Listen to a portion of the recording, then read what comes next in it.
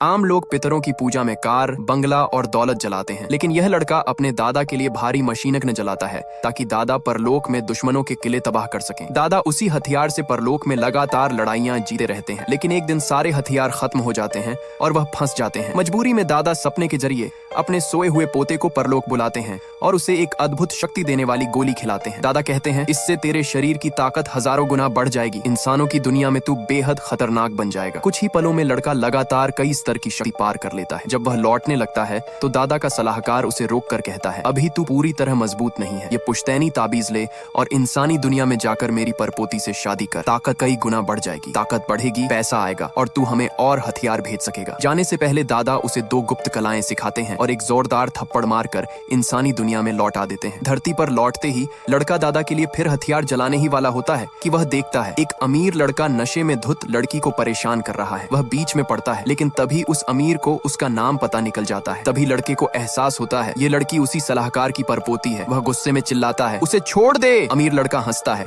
और अपने गुंडों को हमला करने भेज देता है, लेकिन लड़का नंगे हाथों से डंडा पकड़कर मोड़ देता है। एक मुक्के में एक गुंडा गिरता है और उंगली के हल्के इशारे से अमीर लड़का दूर जा गिरता है। लड़का लड़की को लेकर कई गलियों से भागता है और दवा की ताकत से उसका नशा उतार देता है। इसी दौरान उसकी ताकत और भी बढ़ जाती है और ताकत पाने के लिए वह एक बड़े अमीर परिवार के पास जाता है। उधर लड़की के परदादा सपने में उसके दादा को बताते हैं, हमारी मुसीबत तभी खत्म होगी जब यह ताबीज वाला लड़का हमारे घर आएगा। बूढ़ा आदमी तुरंत लड़के को देखता है और बिना देर किए कह देता है, मेरी पोती से अभी शादी कर लो। लेकिन तभी वही अमीर लड़का गुंडों के साथ दोबारा आ जाता है और लड़ाई छिड़ जाती है। एक एक करके सारे गुंडे ढेर हो जाते हैं, यहाँ तक कि उनका सबसे ताकतवर आदमी भी एक ही वार में गिर जाता है। लड़की खुशी से कहती है, मेरे पति कितने जबरदस्त हैं। लड़का सबके सामने ऐलान करता है, यह मेरी पत्नी है। सब्सक्राइब कर लो, नेक्स्ट पार्ट जल्द ही आएगा।